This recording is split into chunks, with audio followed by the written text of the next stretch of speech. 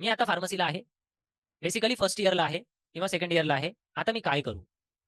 बाकीचे लोक हे तुम्हाला कधीच सांगणार नाहीत, कारण याचे कोणाला पैसे मिळत नाहीत. मी जर माझे रिडिंग स्किल डेव्हलप केले, याचे काही क्लास होत नाही, how to read a book. का? कारण कोणी येणार नाही ना. पण हेच स्किल मॅटर करतात. तुम्हाला लिहिता आलं पाहिजे, तुम्हाला वाचता आलं पाहिजे, तुम्हाला विचार करता आला पाहिजे. इतकी वाईट परिस्थिती आहे की आपल्याला लिहिता येत नाही, आपल्याला वाचता येत नाही. म्हणून तुम्ही वाचायला शिका, बुक्स रीड करा. तुम्ही शॉर्ट नोट्स वाचता. शॉर्ट नोट मध्ये काय असतं? असे पॉईंट दिलेले असतात. आणि मग ते पॉईंट आपण 11वी-12वीला हेच केलंय बघा. कारण मीमांसा होत नाही, थिंकिंग ॲबिलिटी डेव्हलप होत नाही. कशामुळे काय? कशामुळे काय झालं? समजलं? एका पॉईंटचा दुसऱ्या पॉईंटशी संबंध लागला पाहिजे.